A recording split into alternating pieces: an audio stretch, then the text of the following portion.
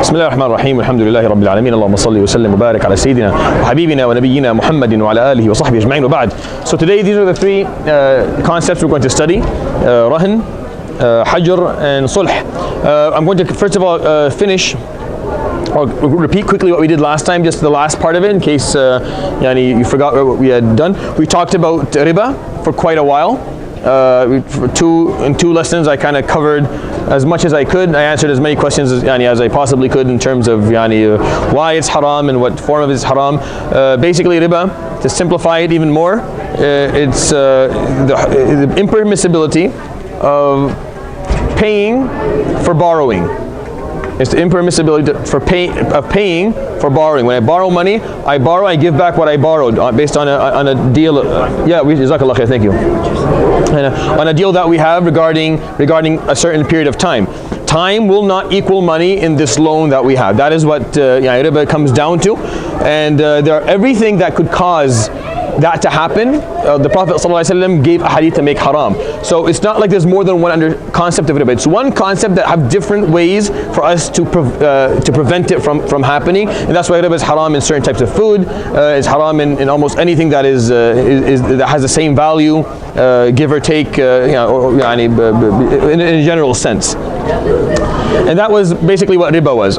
We moved after that to talk about ordering goods, which is salam, and we talked about different conditions that apply for ordering goods. The text itself has a lot of different conditions regarding ordering goods. I kind of told you that I told you last time that some of those conditions are very specific to the time, meaning that the Sahaba, the Imams who wrote these texts lived in a certain time. There was a context to their place and time, so they came up with conditions that suited their text, the context of where they were and when they were. So many of these conditions may not apply today, may not even make sense today. But what we need to know is that whatever you're ordering has to be properly described in detail. Every aspect of it should be described, especially the aspects that would change the value of what you're going to buy, right? And then we have to know exactly how much your money is going to be given up front and for how long.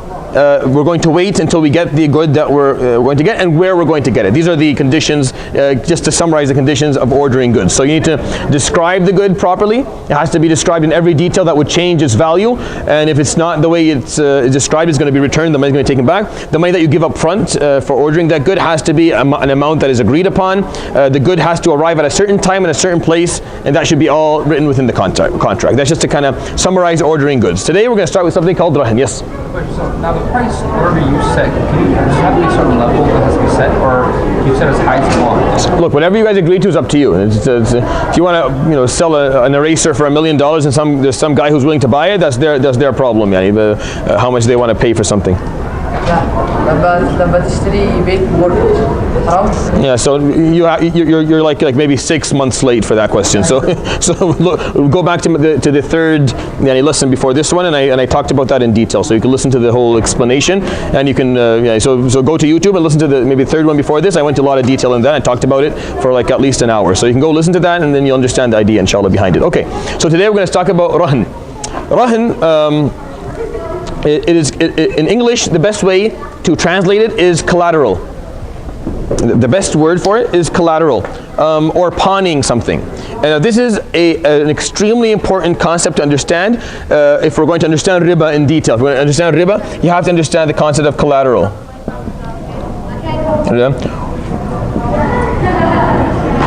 Or pawning assets.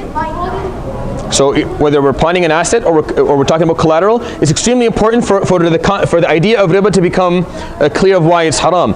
It's not a problem for us to have collateral when we're giving a loan. So if I'm lending you money, you want $100,000 for, and you're going to pay it back within the next maybe 10 years or 5 years or whatever in amount. It's okay for me to ask for collateral, meaning for me to hold on to something, an asset, just to make sure that my right is being preserved. I'm not going to end up losing the money that I gave you. That's fine. Riba is just money increasing as time moves by. But the collateral is, you give me, for example, a car that is similar to the amount of money that I gave you. Now I hold on to that car until you pay me back my loan. right? Whether we can use it or not, there's a difference of opinion. It's something that could be agreed upon amongst the two people who are doing the transaction. If I'm going to benefit from it, then I need to there has to be some calculation of me paying you back, or the loan decreasing based on my usage of whatever it is that you gave me, whether it's a piece of land or it's a home or it's a car or something like that. But you can give me something called rahin, collateral. You can pawn an asset, and I can hold on to that until you pay me back. So that's not haram in the deen. Then if you don't pay me back, right, you don't pay me back when we agreed for you to pay me back, then I hold on to the asset. Right? And that's an Islamic concept. The Prophet ﷺ commanded people to do it. It's in the Quran.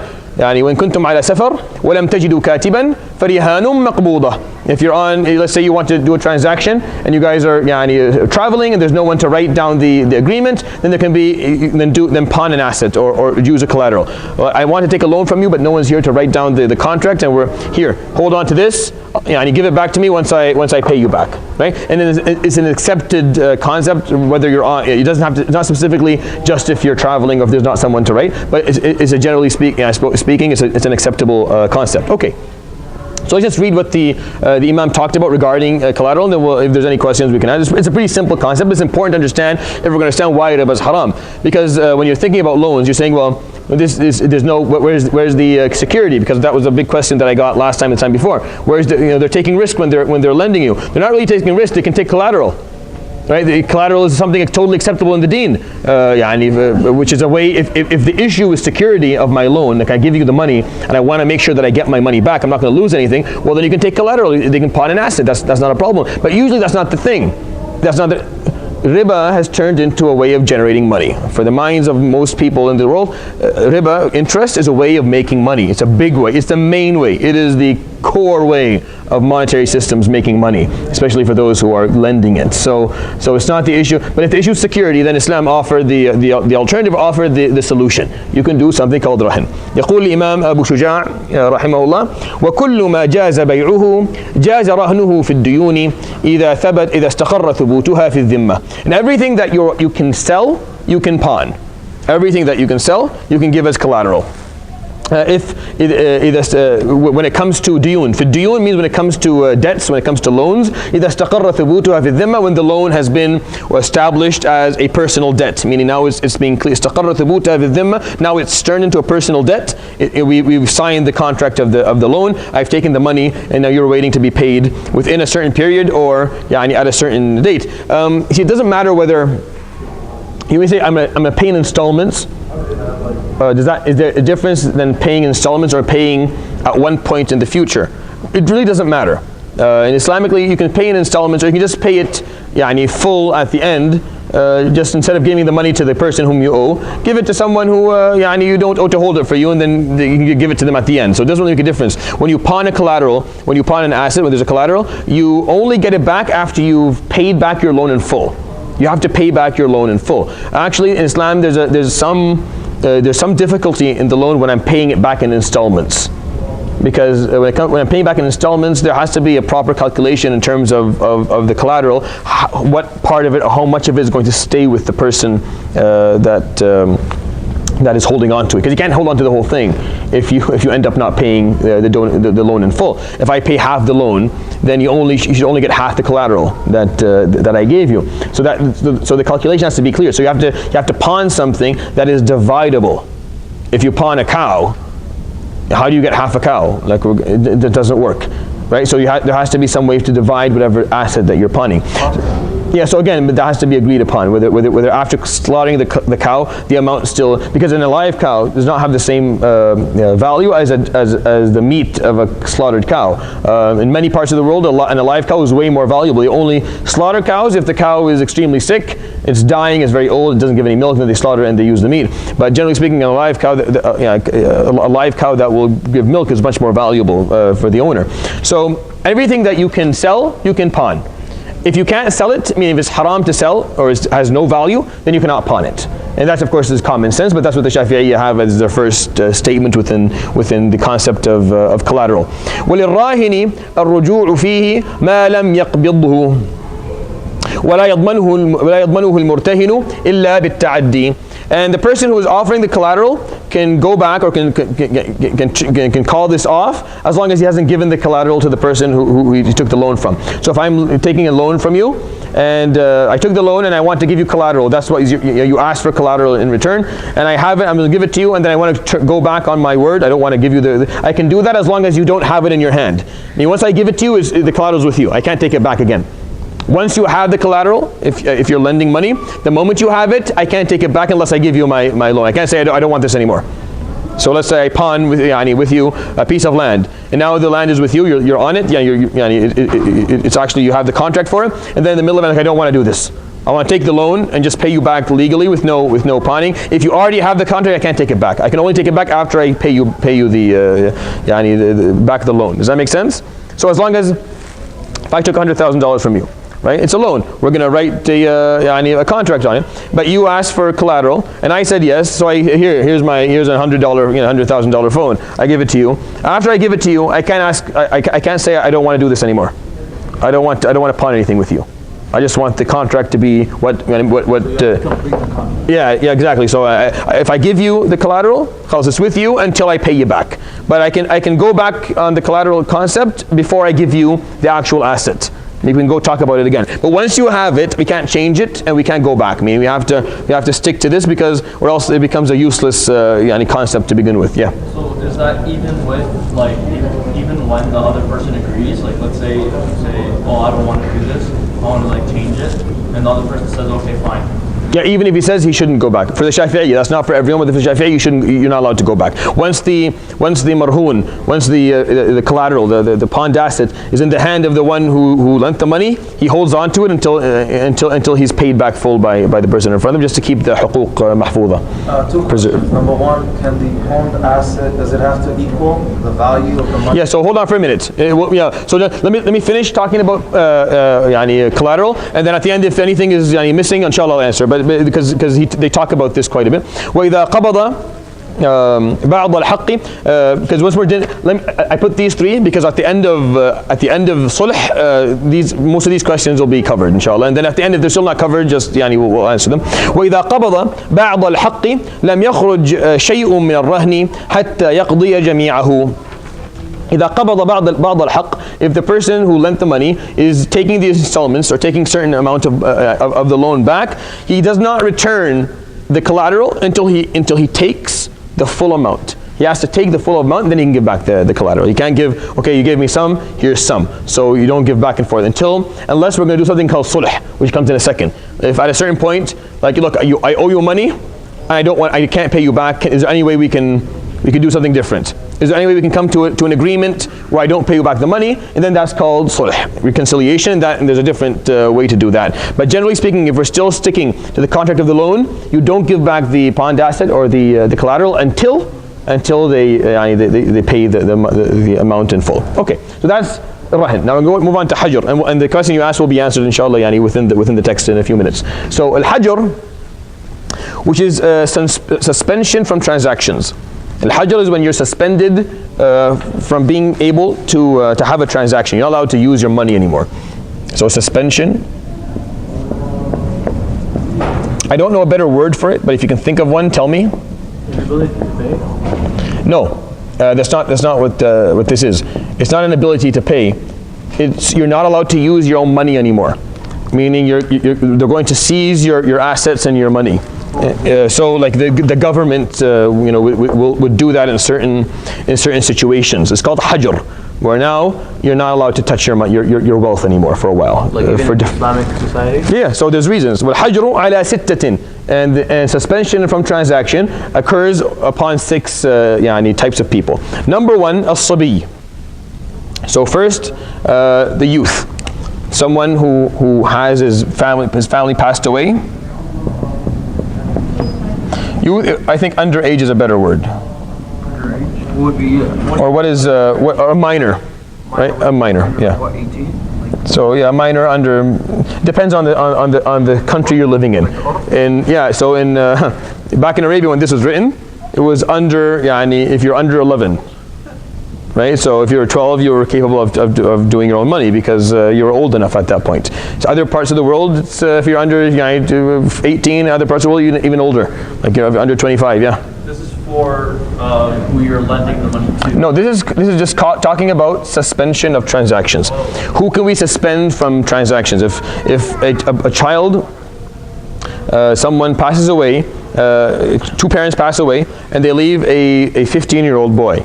And they leave a lot of money, assets and bonds, and they have money, they have wealth. Can this child, this 15-year-old, use that wealth openly? Can they do whatever they want? No, they're suspended from transactions. Someone else has to come in.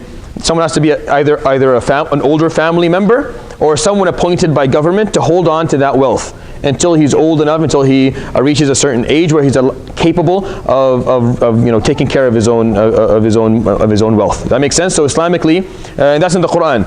And you're supposed to, if he's a yatim, he's an orphan, you're supposed to actually test and trial, put this individual on trial to see if they've come to that age where they're capable of dealing with their own money. Because if they're not, giving it to them, it could, you could end up, they could waste it all. Someone could come in and find a way to fool them, take their money, and now they're going to spend the rest of their life poor. So a sabi or a minor. وَالْمَجْنُونُ, so the legally insane. So let's say again, it's the same example. Two parents pass away, and they leave a son or a daughter who are 25 or 35 or 40, but they're not legally sane. They're insane. So what do we do? Can they use the money however they want? No. Someone has to be in charge of taking care of the assets for this individual to make sure that they have enough to eat and live. Right. So al-majnoon was-safih. المبذر لماله السفيه المبذر لماله. Now write the word safih in Arabic, because this is a very interesting concept. It exists, I don't know if it exists elsewhere. I did look it up. I know that it exists in older theologies. I'm not sure if it exists in modern context. A safih is someone who, he's not insane, but he is identified as someone who lacks maturity and lacks proper ethics and is just not a respectable part of community. So someone who is identified as that amongst people, that he's safih, ibn sufaha. And you find it in the Quran a lot. ولا تؤتوا السفهاء أموالكم التي جعل الله لكم قياما وارزقوهم فيها واكسوهم وقولوا لهم قولا معروفا. Don't you give your wealth to a sufaha, to a safih.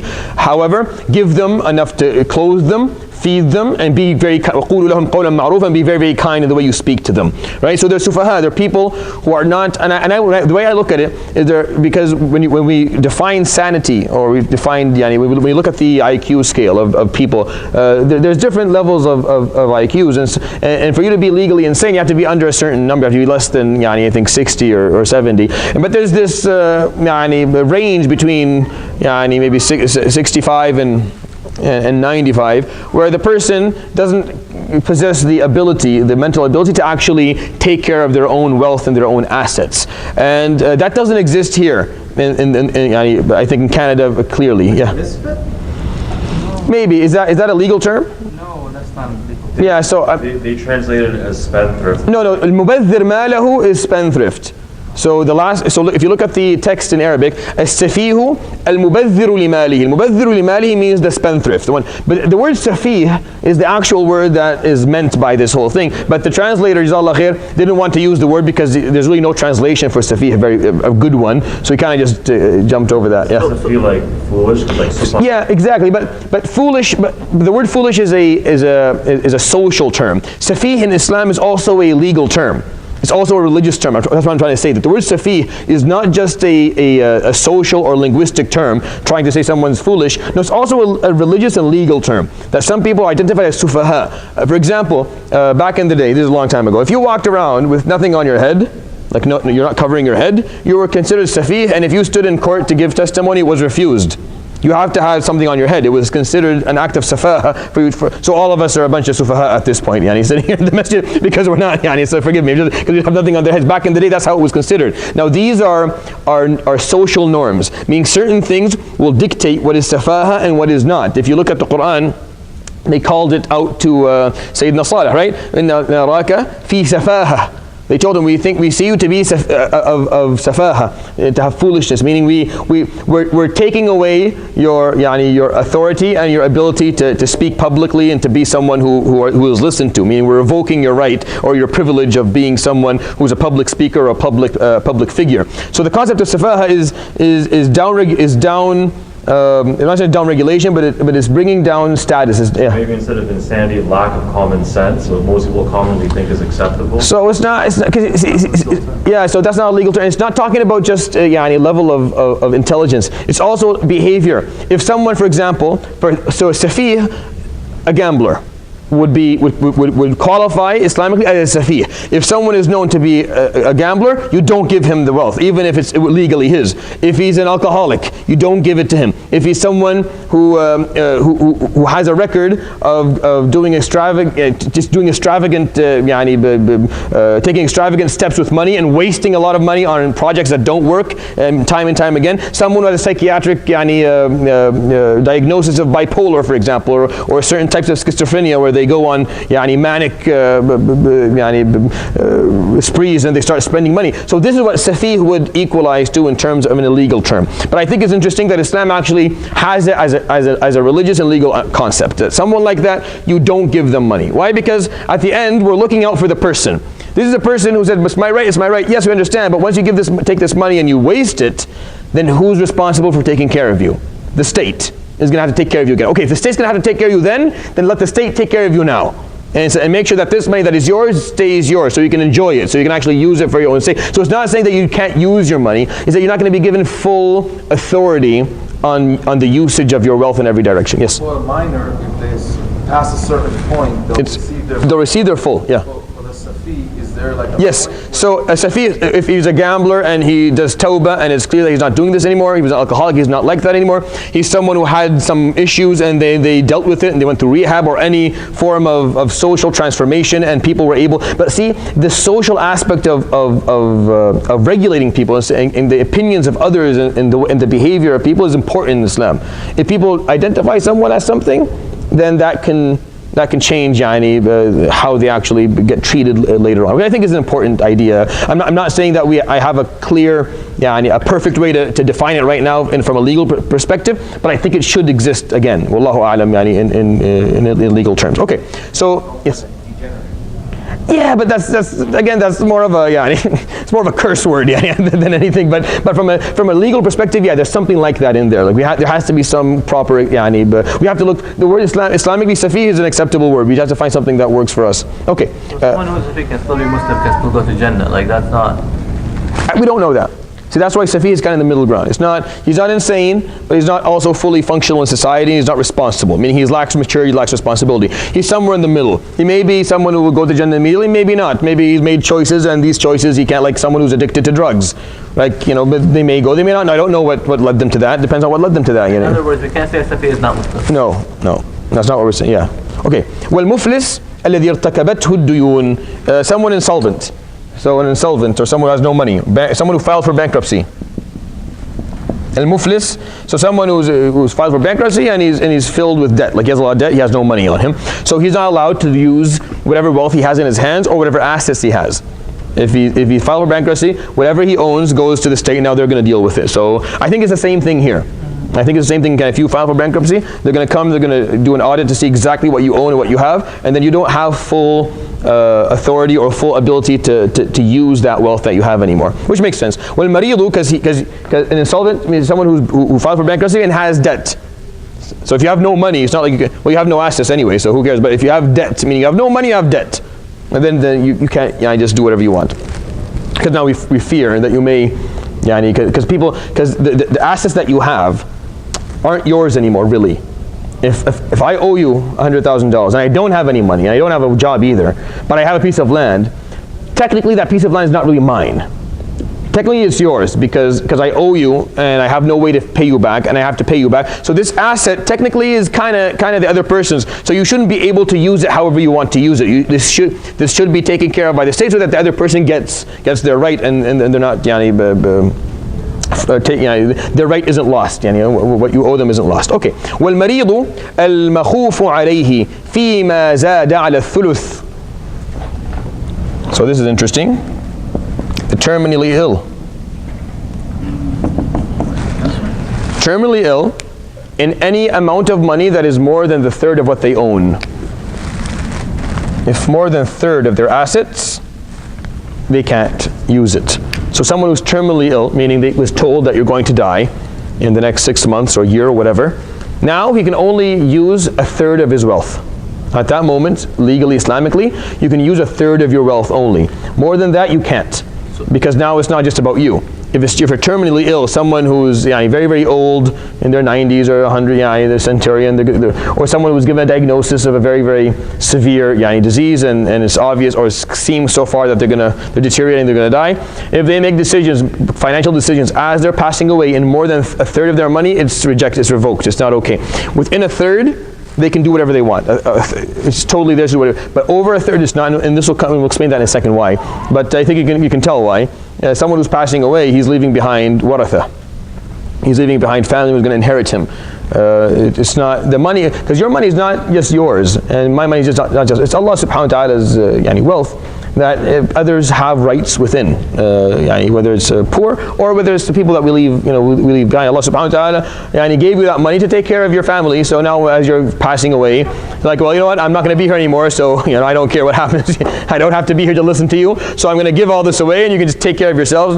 Because sometimes that happens. If there's some resentment or there's some problems, or someone's very scared from hisab yawm al-qiyamah, he may want to just give away all his wealth so that he takes care of himself on the Day of Judgment, but now he leaves his family fuqara. And the Prophet ﷺ told Sahaba specifically, like to their faces, not to do that, don't give away. And he actually returned money that was given away for a Sahabi who was trying to give more than, give that for your family, they deserve it. Leave your those who inherit you with money is better than, and wealth, better than leaving them with nothing, and they go around asking people for wealth. Leave them with something, don't give away everything you have. Okay, we'll explain in a second. وَالْعَبْدُ الَّذِي لَمْ يُؤْذَنْ لَهُ فِي التِّجَارَةِ, and a slave who does not have the permission to actually do business. Of course, this is relating to ahkam rulings that are specific to those who were in slavery at the time. This doesn't count anymore for us. I'm not going to put it up. Okay. وَتَصَرُّفُ الصَّبِيِّ وَالْمَجْنُونِ وَالسَّفِيهِ غَيْرُ صَحِيحٍ. So, al-sabi, so this one here, and al-safih, and al-majnoon. These three, their transactions are invalid. The transactions are immediately invalid. Any transaction they made is completely invalid unless it is done based on those who are in charge of their assets and in charge of their accounts. But whatever they say themselves doesn't count. So if you said, I bought this phone from this minor, well, no, you didn't buy it. It doesn't count. Imagine it with your son. Your son's carrying around a toy. Another kid said, I bought this this kid from, no, you didn't. This is an invalid transaction just by the fact that the person who initiated it or said yes was a minor. So here's your money, everyone go back to so it's completely invalid. The same thing happens for insane and for sufaha. And it's an important concept to think about as well, because what happens if he signs a paper where he's giving, it doesn't count. That's a useless piece of paper, and that doesn't mean anything at all. You just throw it out, it doesn't do anything. Okay. وَتَصَرُّفُ الْمُفْلِسِ يَصِحُّ فِي ذِمَّتِهِ دُونَ أَعْيَانِ مَالِهِ. And as far as the insolvent, if he's talking about personal debt, it's fine. He can do whatever he wants in terms of personal debt. It's valid. But when it comes to his assets, it's invalid. And I'll explain that in a minute. So for assets, anything he does is invalid. And personal debt is valid. It's fine. So he can't use what he has at all. He can't sell anything. He can't. But he can accumulate debt on himself if he wants. He can take a loan and promise to send it to give it back, because but he cannot use his assets. Anything else he does, he's a grown person with who is sane, who is not. But he cannot use his assets, because those assets, like I said, because he's under a lot of debt and has no money. These assets technically aren't his anymore. Right? So it has to be figured out of how much is going to go to the person who he owes money, and then he'll get whatever is left if there's anything left. But they're not his anymore. Okay. وتصرف المريض فيما زاد على الثلث موقوف على إجازة الورثة من بعده. And for the terminally ill, to use more than a third it depends upon the acceptance of those who are inheriting the money. So if a man has 3 children and a wife, and he wants to give away half his money, he's only allowed to give away a third. For him to give the other sixth of his money away, he has to get the consent of his wife and his children. And if his mother and father are alive, then they have to give their consent as well. Because if a man dies, then what's left is going to go, a part of it, to his father, to his mother, to his wife, and to his children. Right? So he has to make sure that those people are okay. And this becomes really, really ugly when he doesn't have kids. And I've seen it get really, really bad in certain cases, really bad, where the man is passing away and he's going to leave his money to his brothers because he has no kids. So his mom's going to get some, his dad's going to get some, and then his brothers and siblings are going to get the rest of it. Islamically, he's not allowed to give more than a third without their consent, and they'll never consent to that. Like, it's impossible. I've never seen it happen in my life, and I don't think it ever will. And it causes a lot of problems because they're not descendants of the person who's going to pass away. So people ethically aren't as open to this. When it's the kids, you're okay with it. Like from a conscious perspective, you're like, yeah, that sounds good. Like the kids are deserving of the money that their father's going to leave behind. But what about the siblings? Like you don't feel the same way about it, but Islamically he's not allowed to do it. And I've seen a lot of problems happen there, but it's still Islamically that is the ruling. And this is not just for the Shafi'iyya, by the way. This is these things are pretty much across the board. The differences are in details that the text, alhamdulillah, doesn't even get into. So the differences between the madhahib are within details that this text doesn't even go into. Most of what we're reading right now, when we read, inshallah, after this we read a matn in a different madhab, whether Hanbali, Hanafi, or Maliki, you'll find that these parts are pretty much the same. Like almost the same wording, almost the same concepts, because they're the things that are universal in understanding. Because a lot of it is very practical. People got to see examples of it at the time that were very clear. Okay. وتصرف العبد يكون في ذمته يتبع به بعد عتقه. And a slave is allowed to accumulate personal debt that will become valid upon him after he buys him out of slavery, after he buys himself out of slavery, after he becomes a free person. Whatever he accumulated upon himself, whatever words he gave, whatever loans he took, he'll pay after that. But before that, it has to be with the permission of the master. Okay. The final concept is sulh. Sulh is reconciliation. الصلح والصلح خير. These are all Islamic, these are all Quranic concepts. Al-Rahin is in the Quran, Al-Hajr is in the Quran as well, and so is the Sulh. All these concepts are there. They exist in the Mus'haf without too much detail, but the actual basis of it is a Quranic one, which makes it very strong and very important for us to learn and understand. So reconciliation, ويصح الصلح مع الإقرار في الأموال وما أفضى إليها. All right. وهو نوعان إبراء ومعاوضة. So it is permissible and proper for us to have reconciliation مع الإقرار, when there is approval, or when there is consent, or when there is admission, or someone's admitting to the money. So let's say I owe you a certain amount of money, or I owe you a piece of land, for example. Now we're disagreeing on how this is going to work, how we're going to pay you back. The loan is taking too long. There was no pawned asset to begin with, or things are just, we're coming to a disagreement about how this is going to work. So we want to reconciliate. We want to find a way to fix this problem so that we can move on. So reconciliation, the first condition for it is iqrar, meaning I have to admit to what is owed before we can actually do anything about it. Let's say I owe you $100,000 and I'm supposed to pay you back, and I didn't pay you back, and you need the money, and you're willing to take something for that, or you're willing to give up a certain amount of that money and take whatever is left. You're willing to do something because you want to move on. You don't want to keep this going. We can reconciliate and find a way to change the contract that was initially written, as long as I admit that I owe you $100,000. If I don't, then this doesn't work. So a third party can't come in and do this with me not admitting to owing you the $100,000. It has to be iqrar. There has to be some level of admission in terms of admitting in terms of doing reconciliation. Or else it should go to the courts.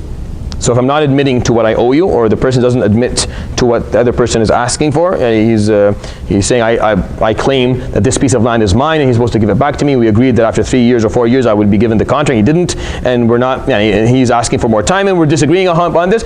We can reconciliate as long as the person says, yes, I promised him after 3 years I'm going to give it to him. Or else we should take this to the courts. All right? Because when you don't, actually it becomes worse. when a third party comes in, I've seen this happen as well. When a third party comes in and tries to fix the problem without the first party admitting to what the second party is claiming, all it takes is for this information to, after he's happy, and then this person goes, well, I never owed him that to begin with, and it was then things go back to fighting all over again. So we have to admit, let's say we have a piece of land, and this happens a lot. If you come from a Middle Eastern country, you know exactly what I'm talking about. The father passes away, and now we're going to take, he left a big piece of land, and we're going to divide the line between us. So this is where the line is, all right? Here's the line. And then we put it there, and then we go, and we come back a few years later, and the line is moved a bit, or shifted, or we're not clear. And like, here's the line, and you're like, no, here's the line. No, here's the line. No, there's the line. And they were fighting about it, right? So you can reconciliate as long as someone admits to something. If someone's going to admit. If we don't admit to anything, if you don't admit that it was moved this way a bit or moved that way a bit, then after you reconciliate and you find, okay, we're going to put it here, the other party can say, well, it was there to begin with, and then we go fighting again, and the other guy pushes it. So it never ends. The problem just never end. So there has to be a party of two to admit that something had happened, and then we can reconciliate based on it, and that's just something important. When it comes to wealth, when it comes to money, and anything that is going to lead to the loss or accumulation of wealth. For example, qisas is a really good example. If someone harmed someone, in Islam, in certain situations, we'll come to that inshallah later on the text, there's qisas. There's the concept of you taking back, you doing to the person whatever they did to you, right? An eye for an eye, an ear for an ear, and a nose for a nose. What was this in Torah, and it's a part of the Quran as well. So certain examples like that. So let's say that something like that happened. You fought with someone, and then you physically harmed them. They have the right to physically harm you back in the same way, Islamically, in certain conditions. So you don't want that to happen. So you reconciliate with the person. Okay, instead of you doing that to me, how about I pay you a certain amount of money, or I give you, and this happens here a lot. That's how when you sue someone, isn't that what it is? It's personal damage. You sue for personal damage and personal harm and other things that today are even, now you can basically make a fortune just suing people. I've watched, you can go on YouTube, there's a whole section filming people who do that for a living. People throwing themselves in front of cars, and it's turning into some of them have it down to a science where they're really good at it. They know exactly how to put themselves in a place where they're not going to get killed or harmed to the point where they can't, they're not mobile, and just enough to take this guy for whatever he's worth, and take a lot of money. So it exists as a concept today, and it existed back then, sulh, on issues on fil amwal, meaning on wealth or assets, وَمَا أَفْضَى إِلَيْهَا, and anything that will lead later on to the loss or accumulation of assets, which is like qasas. وَهُوَ نَوْعَانِ, there's two ways of doing sulh or reconciliation. إِبْرَاءٌ, which is absolution, وَمُعَاوَضَةٌ, which is compensation. So we'll start with the first one, which is al-ibra. There's two ways to do it. One is called ibra, which is absolution, and the other one is called mu'awada, which is compensation.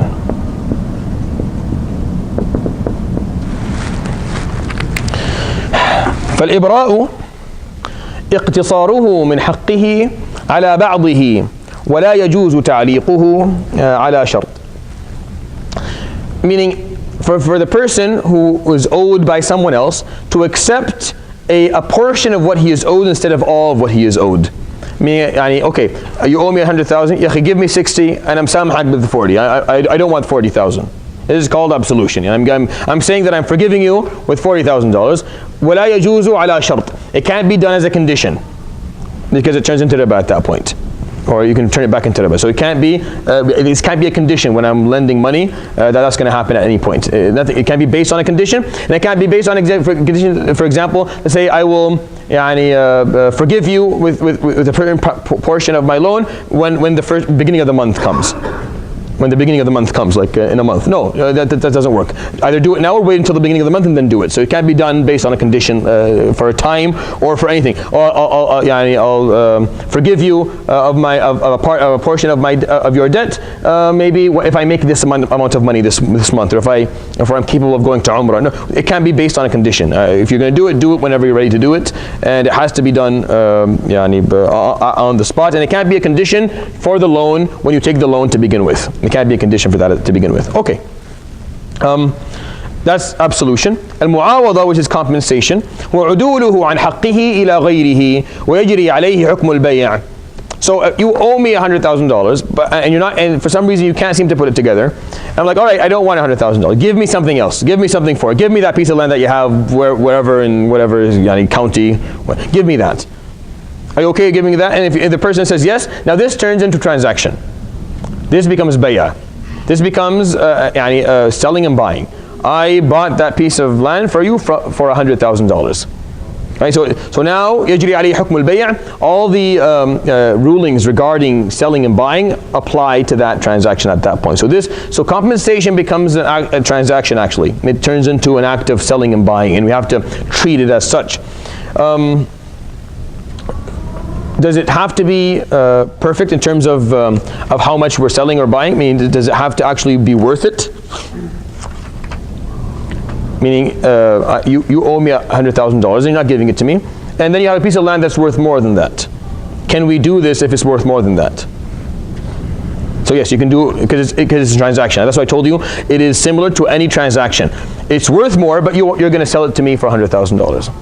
Fine, it's your choice, and that's my choice as well in terms of buying it. So it can be anything because these are sulh, it's reconciliation. We're just trying to find a way to fix this, or to move on and get out of the debt. Okay. So those are 3 points that we up to here. وَيَجُوزُ لِلْإِنسَانِ, just to finish the chapter and then move on to the next one. They're pretty simple. From now on, the concepts are much more simple. They're less, once you're out of riba, to be honest, everything becomes much more easier to talk about. Watch today is much smoother in reading. وَيَجُوزُ لِلْإِنسَانِ أَنْ يُشْرِعَ رَوْشَنًا. Roshanan is a balcony. So this is talking about a specific ruling, but back in the day apparently was a big deal. So it's permissible for a person to have a balcony في طريق نافذ that faces an open road, a road that is not a dead end alley, or that is not a piece of land that is owned by someone else. It has to be on an open road. بحيث لا يتضرر المار به, so that the person who is walking back and forth on that road is not harmed by the balcony. So it has to be high enough so the person doesn't hit his head, and it has to be it can't be far enough into the road where the person is actually invading the space of people walking back on a common road that is not owned by an individual. ولا يجوز في الدرب المشترك إلا بإذن الشركاء. And you can't put a balcony towards a piece of road that is owned by different people, meaning that it's a common land that is owned by a number of different individuals, unless you take the permission of all the individuals. All these are common sense issues. Just back in the day, apparently it was a big deal. ويجوز تقديم, actually it still is. If you go live in the right place of the world, this becomes a problem. If you're living in a small area where this is the only road, where you put your balcony, where you put your door, could affect how wide the road is, how comfortable people are walking back and forth on it, and a lot of problems can happen because some people like big doors and big balconies and like to make something extravagant, different than all the houses around them, and it could actually cause problems for cars to go back in and out. ويجوز تقديم الباب في الدرب المشترك. If your door faces a common road owned by more than one individual, then you can push it in towards your house as much as you like. It's permissible. ولا يجوز تأخيره, and you can't push it towards the road إلا بإذن الشركاء, unless you take the permission of everyone who's owning the road. So you want to push it towards the road, making the road a bit less less wide or thinner, then you have to do that with the permission of those who own it. So here, this would, if you want to draw a parallel, it's pretty simple. These are the regulations that the governments and countries and legal systems will put forward in terms of how our usage of common area or common space. When you use common space or something that is not owned by individuals, you have to go through the regulations of the country that you're in. This is Islamic law as well. So, it's not only is it illegal, something legal, it's also religious. We have to, if you're going to use common space, it has to be with the acceptance or the permission of those who are supervising or owning that common space. Okay. Now we're going to talk about something called assignment of debt. So assignment of debt. In Arabic, it's called al-hawala. I'll just add it over here. So we use the word hawala today for something a bit different. We use it for someone who is sending money from one part of the world to another one. They call it hawala. But what it actually is, it's in Arabic Fusha, it's assignment of debt. And sometimes people misunderstand this. And I once listened to someone talk, subhanallah, about this from a book similar to this one. And the brother, Allah yahdi, yani hadn't, I don't know, had he forgotten or he hadn't really studied the text. I don't know what it was, but he read the word hawala. He thought he was talking about, and he just butchered it. And the poor guy could not get out of the hole he had dug himself into, because assignment of debt has nothing to do with sending money from one country to the other at all. It's used as hawala today, but it has nothing to do with what it meant. Assignment of debt is a whole different concept. I learned something that day. Yeah, exactly. That's even worse. Start talking about candy, and now you can never get out. I gotta go, but I got a question. Yes, go ahead. So, I sold you a car. You saying that I didn't sell you a car, and you're not paying me back the money. Yeah. We take it to court. Yeah. Am I allowed to charge him more, like sue him for more? Personal damage So after you get your original amount. I'm suing you. The car's worth 10,000. I'm suing you 10,000 plus. Yeah, personal damage. Yeah, so personal damage is acceptable. You can sue for personal damage, yani, as long as it actually is personal damage. I find the laws of this country to be very, very loose on, yani, in terms of defining that. Like, They charge interest for every month you didn't. yeah, so it's not going to be interest. So it can't be interest. It has to be an actual. There has to be actual damage that happened to you for him not paying that car back. Something that actually, meaning you needed that money, you didn't get it, and that caused you certain damage, and he's liable to pay that. But the concept of just paying interest for it, no, that's not permissible Islamically. Does that make sense? Just the interest itself, no. But if there's any form of damage that was caused by him not paying you back, then you're Islamically you have the right and the obligation even to ask for it. Like if you have to get a lawyer and pay gas. Exactly. He can pay for all of that, right? All of that he can do. Just the concept of just accumulating interest on it. No, that's because that's a Western concept of. Charging him anyways. I would take that interest and donate it or something. Yeah, exactly. Then just do that. Yeah, but you have the right to sue him for whatever whatever it costs you to actually get this whole thing done, and whatever damage that happened to you because of the fact that you need to wait for a long time for him to pay you back. Does that make sense? Okay, jazakallah khair. Karma. Is it more encouraged to lend to people? Yes, it is very much encouraged to lend to people. Which is one of the biggest things. Because like, you see so much problems coming out of it. Yeah, but Islamically, we're encouraged to lend and we're encouraged to invest. We're encouraged to do two things: to lend and to invest as alternatives for riba, right? So, and the idea, like when we talk about collateral, you take collateral for stuff. You take collateral. You have the right to take collateral if you don't feel that this person is worthy of. And they do it when you think about it. Does a bank give you a loan if you don't have collateral? No. They won't give you a loan if you can't prove you have some asset somewhere. So they don't really treat it as collateral, but at the time, but they just need to know you have something, right? So if you don't pay money, we can just strip that from you. Like if you have nothing, they're not going to give you a loan, right? So Islamically. Yeah, exactly. Islamically, the idea is, okay, no, offer that collateral until you pay back the loan, and that's making sure the person has something, in case you don't pay it or you pass away or something happens and he can't get his right back. But you have collateral is an Islamic way of encouraging lending money without there being riba involved in the process, which I think is something worthy of discussion and thought. Wallahu alam. Yeah. Can we ask questions now? Should we? Sure. I'll finish this last concept here, then we can. So I like the way that he did it in the book. The brother the sheikh who did the translation of this. I thought it was a nice, easy way to do it. So A owes B money, all right, and B owes C money. These three guys. So A owes B, and B owes C. Right? So hawala is very simple. Is this guy just removing himself? Saying, okay, I'm gonna, now you owe him, all right? Oh, khalas. Because B is the only guy in the middle who owes money and is owed money. And he owes and is owed. So hawala is basically, okay, you owe him, and khalas. You don't owe me, and I don't owe you from now on. So B no longer owes C money, and he's no longer owed by A owes C immediately. Does that make sense? So forget this. Maybe this was more confusing than I. That makes sense. Yeah. It makes sense. Okay. So, yeah. There's more. Yeah. There's more to it. So if I owed Emmanuel and Emmanuel owed Hashmat, Yeah, now you can say, okay, I owe Hashmat from now on. But now it's not just done like that, assigned like that, but the process of that is acceptable as long as the terms and conditions are met in terms of doing that. So it's not just, not anyone can do that, but that's how it's done. So, just for the terminology of the text itself, is B here is called al-muhil. B is al-muhil. Al-muhil is the one who is moving the debt from one source to the other source. And then you have al-muhtal and al-muhal alayhi. So A is muhal alayhi and C is al-muhtal. Am I right with that, or did I mess that up?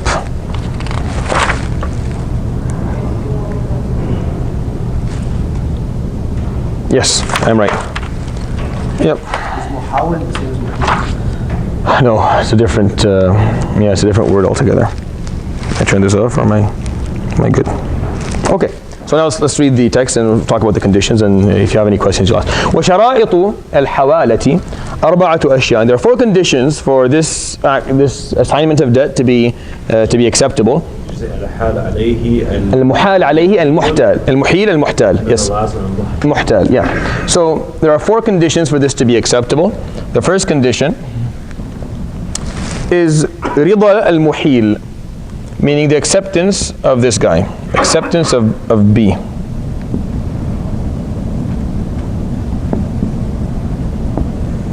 Or the consent of B, right? رضا المحيل.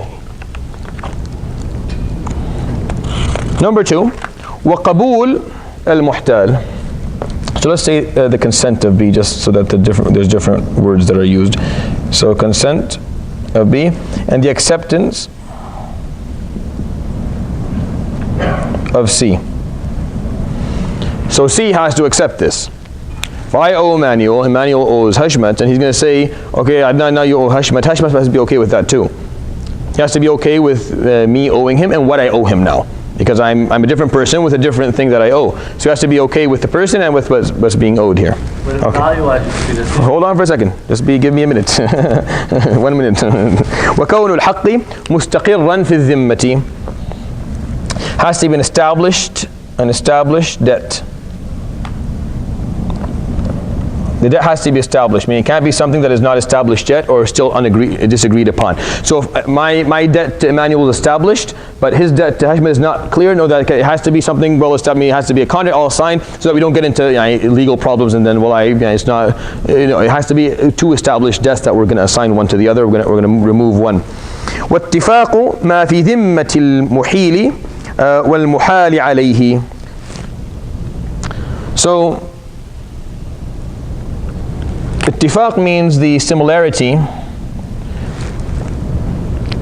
Ittifaq is a better word than similarity. What's better than similarity? What did you translate the word ittifaq? I don't like the word similarity. What's ittifaq?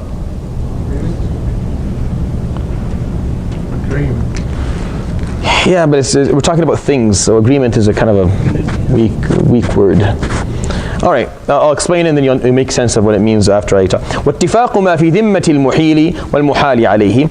In terms of what B owes and what A owes, right? What B owes and what A owes, they have to be similar. في الجنس in their kind, والنوع and their type, والحلول والتأجيل in terms of when they're supposed to pay and until when can they wait before payment. وتبرأ بها ذمة المحيل, and with this action B no longer owes anyone anything. But the final condition is what you asked me, meaning what A owes to B has to be similar to what B owes to C. It has to be the same value. And it has to be the same. Now the Shafi'iyya, they go deeper. They say it's not just same value. There has to be the same type and the same kind of thing. Like it can't be, so if I owe you a car, then I owe him a car, he has to owe him a car too. And then C is going to be, Hashmat is going to be okay with the car that he's going to get from me. So it has to be the same thing. Now most of the other madhab don't put those conditions. Some of them say that it doesn't matter. As long as, they don't even put that down. As long as C accepts, it's his problem from that moment on. As long as, and I think, and to me that gives this benefit or use, because if it's the same thing, who cares? If the exact same thing doesn't make a difference, yes. What if they're not same thing, but Same value. Yeah, so that's what I'm trying to say. And only the Shafi'iyya give this very, very detailed description that has to be اتفاق ما في ذمة المحيل والمحال عليه, meaning the thing that is, the asset that is owed by A and B, المحيل المحال عليه, have to be similar or the same in terms of the kind and type and value. But for others, it's as long as C is okay with it. So I owe him a 2005 Mazda, and he owes him a 2010 Mazda. But as long as C is okay with the 2005, like whatever, just give that to me. Yes? Compromise? Yeah, so he can, but this, and so the Shafi'iyya say that is called sulh. Shafi'iyya say that you do have to do sulh first, and then you can do assignment of debt. So they don't allow this transaction without there being reconciliation, meaning this guy is saying to him, an absolution sulh has to happen, or a compensation sulh has to happen, where he's forgiving a certain amount, and he forgave that certain amount, so okay, then the debt that I was owed by this guy should work now, because it's the same amount, so he can be assigned to me now instead of him paying you.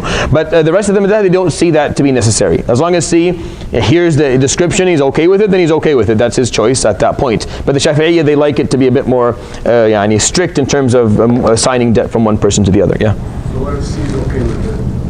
A is not okay with it because they have to. See, A is the only person here who doesn't matter. His opinion. So me in this example, if I owe Emmanuel, Emmanuel owes Hashmat, I don't matter. I'm saying if C's madhab says no, you can't do that to B, and B can't do that, how is that dealt with in Islam? What do you mean? Like you said, only Shafi'iyya allows it. Yeah. It doesn't allow that, you said? Yeah, so let's say, so you need the consent of B and acceptance of C. So if one of them doesn't accept this madhab, he doesn't accept it, doesn't happen. The assignment of debt doesn't go through. Yeah, but A doesn't matter here. He just owes something. Who he owes it to doesn't matter. Like it's the same contract. I owe money, whether I owe it to Emmanuel, owe it to Hashmat, who cares? To me, it doesn't make a difference. I'm just, instead of owing you, now I owe you. What happens with this? وَتَبْرَأُ بِهَا ذِمَّةُ الْمُحِيلِ. Now B, who's muhil, تَبْرَأُ بِهَا ذِمَّتُهُ. Now he doesn't owe anything. Now he's out of debt. He's not owed anything by me. He doesn't owe anything to you, right? So that's the whole point of this happening. So the final condition here is, oops, it should be okay. Good? Yeah, I think we're okay. These are, so the similarity. And that's only Shafi'i, right? Yeah, between owed assets. This last one is only Shafi'i. Yeah, the Shafi'i are the ones who take this on much more seriously than others. You'll find like this opinion in other madhab as well. It's just not as emphasized as it is in the Shafi'i madhab. These, when it comes to these parts, transactions in the madhab, they're very widespread. You'll find in one madhab 2 to 3 to 4 sometimes opinions that don't even have a prominent one within the madhab. Yes. So for example, if somebody owed 10 dinar, like the Shafi'i wouldn't say you can't pay in dirham, for example, like using silver coins. Would they be that strict? No, because jins wa nawa', yeah, exactly. So yeah, so money, as long as it's money, they're good.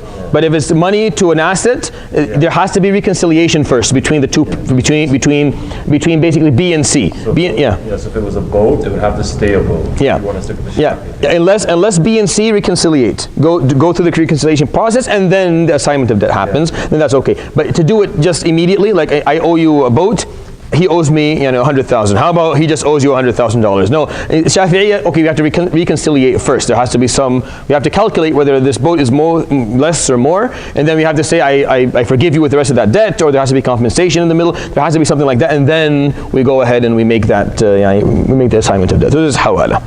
Okay, good. So before we move on to guaranteeing payment, I'll take some questions. Yalla. So this is good. If we do this every time, inshallah, we'll finish this. Before I die, inshallah, we'll finish reading this. Inshallah. I have a few questions. Yes, go ahead. Yeah. So, for the collateral, if someone is, let's say someone's asking for $100,000, Yeah. and the other person is requesting a collateral of an apartment building, which is worth more. Yeah. Are they able to sign that as collateral? Yes, but the thing is, once this is done, he doesn't get the whole apartment building. He only gets what is worth 100,000 from it. Oh, if they were able to, if they have to absolute. No, so Rahin, you don't need absolution or compensation when it comes to collateral. Collateral is if I can't pay you, then I have something that is worth what, so if I have an apartment building is way more valuable, I take from it, or this is sold and I get my 100,000 from this. So I don't get more than what I owe. I'm not getting more, that's riba, so I don't get more. But the Shafi'i have more strict rulings regarding that, but that's why I didn't get into it. But generally speaking, the Jumhur are okay with that happening. So you can pawn something, you can put a collateral that is more worthy than what it is that you're taking. But at the end, the guy who lent you the money is not going to get more than what they actually are owed. Yeah. When the contract is signed and the collateral is stated, at that moment, does the lender own the collateral, or only if things go south? Yeah, so he doesn't own it, it's just in his hand. Is he allowed, I feel like we missed something when we were reading. When we were reading the collateral, I felt like we were... I don't think it says anything like if he okay, we did. If he fails to... Yeah, no, so I missed, we read it, but I didn't explain it. وَلَا يَضْمَنُهُ الْمُرْتَهِنْ إِلَّا بِالتَّعَدِّي. I'm glad that came up, because... So, if you put in my hand a piece of land as a collateral, I'm not liable for that piece of land unless I transgress against it. Unless I go and I burn something in it, then I have to pay whatever I burnt back. I have to put something back into it. But if something goes wrong to that collateral, like let's say, a hurricane happens and it comes in and it destroys a part of that land, I'm not liable for any of that. If you pawn a car, if the collateral is a car, as long as the car is sitting in the garage, I'm not liable unless it's on my property and it's destroyed on my property. Then I'm liable. But if it's put in a so unless the one who lent the money, who received the collateral, transgresses against the collateral itself and harms it, then he's not liable to what happens based on just the progression of time. Like something's getting older by time, it's not his problem. If it's a piece of land, it's a house, he doesn't have to take care of the house, doesn't do maintenance. Now, can the person who received the collateral use the collateral that he received? Like if it's a piece of land, can he use it and farm it? If it's an animal, can he ride it? Or if it's a cow, can he milk it? If it's a car, can he drive it? So can he use it? So without an agreement between them that states that an amount of that loan will decrease as far as he use it, it'll turn into riba all over again. Right, so I owe you 100,000, and you're going to use my asset for a certain period of time, right, which becomes problematic. But if there's a way we can agree to the point where you are going to use this, and as you use it, the amount of my loan decreases based on the usage of this collateral. Some madhab are okay with it in certain conditions.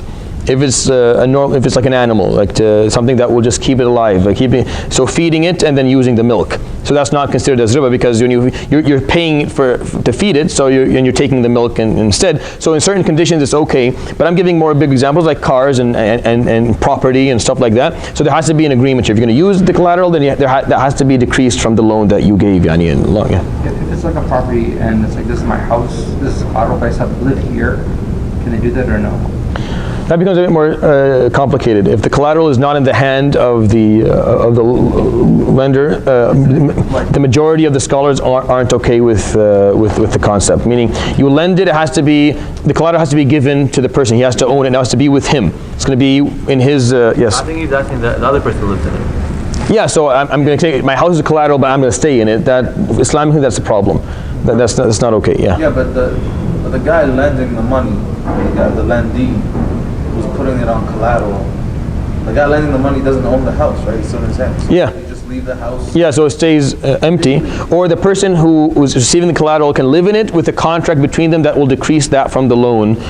Or it'll be in favor of it'll be for a fee. So I'll live in the house and I'll maintain it.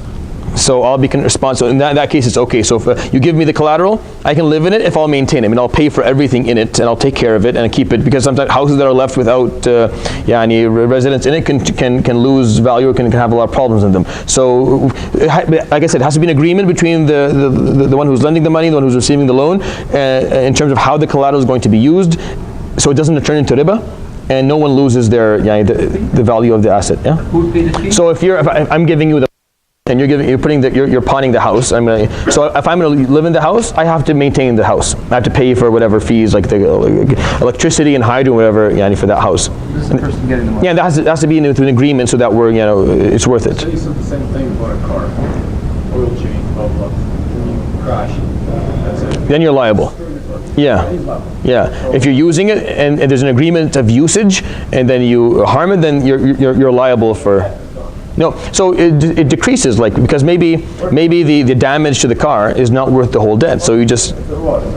If it was, then yeah. And then sometimes if it's more, then you owe more, then you end up owing. So it has to be properly calculated. Like, these things have to be calculated based on worth and value. Yes.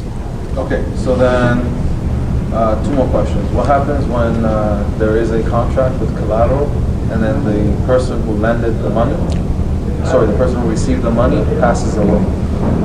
So it goes to his, so when he passes away, he owns assets, right? Before these assets are distributed amongst the inheritance, that is taken out immediately.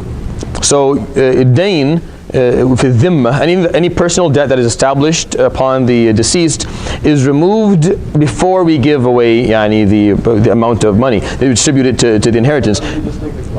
Yeah, wouldn't he just take the collateral then? If it is equal, if the amount is, then yes, he just takes the collateral. But yeah, okay, now I understand the question. Sorry. So yeah, if the collateral is in his hand, then the collateral now is his, unless those who are going to inherit him have the money is there and they want to pay him, so they can get back the collateral. Maybe because sometimes there's sentimental values for collateral. Like, I gave you this property, it means a lot to us, and we have the money to pay you. We want to pay you.